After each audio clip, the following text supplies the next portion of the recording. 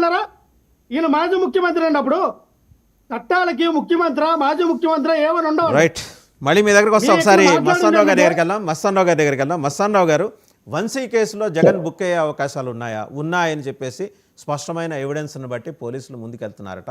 జగన్మోహన్ రెడ్డి గారిని వంశీ కేసులోనే అనుబంధంగా నిందితుడిగా చేర్చి అరెస్ట్ చేసే అవకాశాలు బహుశా ఇవాళ రేపు ఉన్నాయి.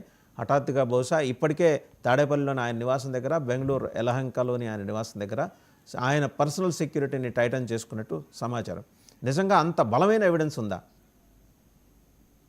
గుడ్ మార్నింగ్ అండి. 99 వీక్షకులకు, ప్యానెల్లో ఉన్న పెద్దలకు. ఇప్పుడు మనం ఎంచుకున్న సబ్జెక్ట్ దాని ప్రకారం వల్లభనేని వంశీ గారు సత్యవర్ధన్ కిడ్నాప్ కేసుకు సంబంధించి అరెస్ట్ అయ్యి ఇప్పుడు పోలీసు కస్టడీలో ఆయన రోజు విచారిస్తూ ఉన్నారు. అయితే మనకి బయటకు వస్తున్న వార్తలు, పత్రికల్లో చూసిన దాని ప్రకారం ఆయన మొదట కిడ్నాప్ తర్వాత తాడేపల్లిలో క్యాంప్ కార్యాలయంలో జగన్ గారిని కలిశారు అనేది పోలీసులు ఎవిడెన్స్ సహితంగా అడిగేసరికి ఆయన కలిశారని చెప్పారనేది ఆ వార్తలు చూశారు. అయితే will it be sufficient and enough to book case against Jaganmohan Reddy గారు? అది ఆ ఒక్క ఆధారం సరిపోతుందా జగన్మోహన్ రెడ్డి గారి మీద కేసు నమోదు చేసి?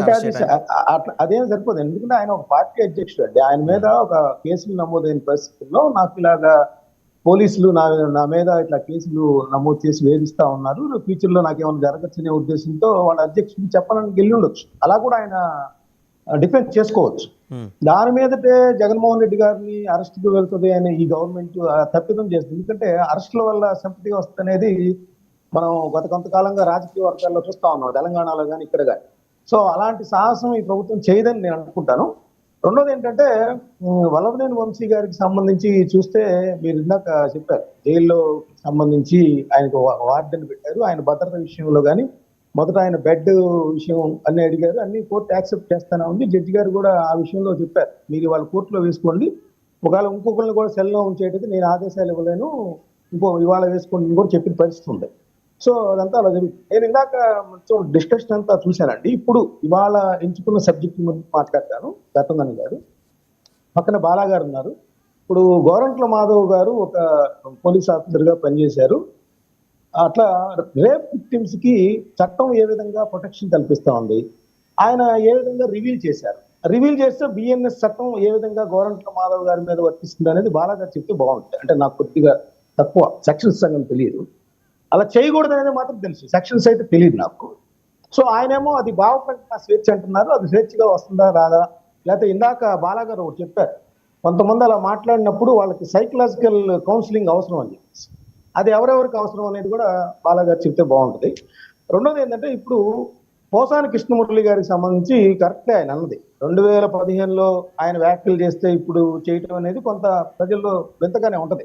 ఆ విధమైన చర్యలు ఇప్పుడు తీసుకోవడం ఏంటి, మధ్యలో 2 గవర్నమెంట్లు కూడా వచ్చాయి, ఎందుకు పోలీసులు పనిచేయట్లేదు అనేది. ఎందుకంటే ఇక్కడ పోలీసులు హైకోర్టు న్యాయమూర్తుల మీద సోషల్ మీడియాలో కరోనాలో పెట్టండి అనేది చెప్పినా కూడా కేసు నమోదు చేసి వాళ్ళు ఇంతవరకు అరెస్ట్ చేయలేదు.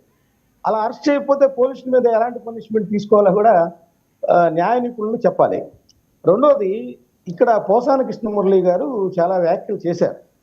అయితే ఇవన్నీ ఎందుకు చేశారు, ఇప్పుడు వైసీపీ ఏం ఆరోపిస్తుందంటే అంబటి రాంబాబు గారు కూడా కిరాక్ ఆదికి సంబంధించి సీమరాజా గారికి సంబంధించి మేము కంప్లైంట్లు చేశాము, రియాక్ట్ కావట్లేదు పోలీసులు అంటా ఉన్నారు.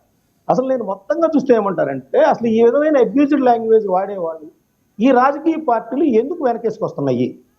ఇళ్లలో మన మీద ఇప్పుడు నేను మీతో డిస్కషన్ చేస్తా ఉంటే కింద లైవ్లో నేను ఒక పార్టీకి వ్యతిరేకంగా వాస్తవం చెప్పినప్పుడు నన్ను కూడా కింద వేరే రకంగా ఇస్తున్నారు. అలాంటి మాత్రం చేత మనం వాళ్ళ ఇంట్లో ఆడవాళ్ళని వాళ్ళ ఇంట్లో పిల్లల్ని మనం అనొచ్చా అనేది తెలియదు. అనొచ్చా అంటే ఆవేశంలో అంటే బాలాగారు లాంటి వాళ్ళు ఒప్పుకోరు, ఎందుకంటే దానికి సెక్షన్స్ ఉంటాయి. ఎవరు ఏ పార్టీ వాళ్ళు అన్నా కూడా నన్ను కింద అలా పెట్టారండి కాబట్టి నేను వాళ్ళ ఇంట్లో పిల్లల్ని వాళ్ళ ఇంట్లో వాళ్ళ ఆడవాళ్ళని అక్రమ సంబంధాలు అంటగడతాను అనేది సరైనది కాదనేది నేనంట, ఏ పార్టీ వాళ్ళు అన్నా కూడా అనేది నేను చెప్తాను. సో ఇక్కడ అదే పరిస్థితి ఇక్కడ ఉత్పన్నమవుతుంది. నిన్న ఆయన అరెస్ట్ చేసిన దగ్గర నుంచి ఇక రాజకీయ పార్టీలు ఏంటంటే వాళ్ళ అధికారంలో ఉన్నప్పుడు రఘురామకృష్ణరాజు గారిని అరెస్ట్ చేసినప్పుడు, వాళ్ళు అంకుబాబు గారిని అరెస్ట్ చేసినప్పుడు, రంగనాయకమ్మ గారిని అరెస్ట్ చేసినప్పుడు, అదేవిధంగా అచ్చెన్నాయుడు గారిని ఆయన ఆయన ఏదో ఆపరేషన్ చేయించుకుని అరెస్ట్ చేసినప్పుడు, అదేవిధంగా వీళ్ళకి సంబంధించి ఇప్పుడు పోసాని కృష్ణమురళి గారు ఆయన రోగంతో బాధపడతా ఉన్నా కూడా పోలీసులు వెళ్ళి వెంటనే రావాలంటారు. అసలు పోలీసులు ఇలా అరెస్ట్ చేసే సందర్భంలో ఓవర్ యాక్షన్ చేయకుండా ఎందుకు మనం నిరోధించలేకపోతున్నాం? వాళ్ళకి ఎందుకు ఇప్పుడు పోసాని కృష్ణమురళి గారు కావచ్చు, ఇంకెవరినైనా వైసీపీకి చెందిన వాళ్ళు కావచ్చు, ఆ విధంగా ఫోర్స్డ్గా అరెస్ట్ చేయడాన్ని ఎవరు ఒప్పుకోరు, ప్రజలు కూడా. వాళ్ళు ఎందుకు అక్కడ చట్టాలు పాటించలేకపోతున్నారు, ఆ పాలిస్తున్న పార్టీలకు ఎందుకు తొత్తులుగా మారుతున్నారు అనేది కూడా చర్చ జరుగుతోంది. దాని మీద పోలీసు అధికారులు కూడా రియాక్ట్ కావాల్సిన అవసరం ఉంది. నేననేది ఏంటంటే అసలు ఇలాంటి వాళ్ళని అబ్యూజ్డ్ లాంగ్వేజ్ వాడే వాళ్ళని ఎంకరేజ్ చేయకుండా అరెస్ట్ చేయటం, లేకపోతే అవాయిడ్ చేయటం, సస్పెండ్ చేయటం అనేది రాజకీయ పార్టీలన్నీ కూడా చేయాల్సిన ప్రాథమిక బాధ్యత అనేది నేను అంటాను. రైట్, ఒకసారి రవికిరణ్ గారు.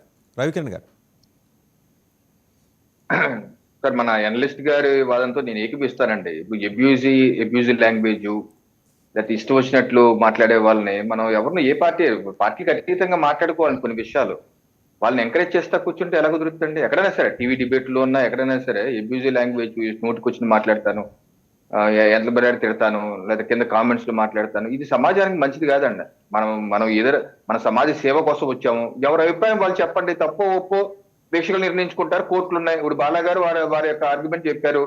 ఓకే, వారు చెప్పిన ప్రకారం అయితే కోర్టులో కేసు తేలిపోతుంది. అయితే రేపు జ్యుడిషియల్ కస్టడీ కూడా ఇవ్వకూడదు పోసాని గారిని. ఏ రకంగా 10 ఏళ్ల క్రితం చెప్పిన దానికి ఇప్పుడు ఎలా పెడతారు అని చెప్పేసి కోర్టు జ్యుడిషియల్ కస్టడీ ఇవ్వదు. ఆ తర్వాత క్యాష్ కూడా అయిపోతేమో, లేదా ఏమవుతుందో చూద్దాం. అంతేగాని అలాగే ఇప్పుడు పోసాని గారి మీద అనేకమైన స్టేషన్లు, రాజమండ్రిలో కూడా అండి వాసుదేవన్ గారు, రాజమండ్రిలో ఆయన 2 ఏళ్ల క్రితం ఆయన అబ్యూజ్ లాంగ్వేజ్ యూజ్ చేస్తే పోలీస్ స్టేషన్ లో కంప్లైంట్ ఇస్తే పోలీసులు రిజిస్టర్ చేయలేదు. అప్పుడు కోర్టుకు వెళ్ళారు. కోర్టు ఇటీవల తీర్పిచ్చి కేసు బుక్ చేయమన్నారు. ఇటీవల 2 నెలలు అవుతున్నారు కేసు బుక్ చేసి. అలాగే అనేక స్టేషన్లో కోర్టు ఆదేశాల ద్వారా కూడా పోసాని గారి మీద కేసులు బుక్ అయి ఉన్నాయి. సో ఈ అనేకమైన కేసులు వాళ్ళు పుట్టప్ చేస్తారు. సరే, ఏ రకంగా కోర్టు నిర్ణయం తీసుకుందో చూద్దాం. అంతేగాని భావ ప్రకటన స్వేచ్ఛలో భాగంగా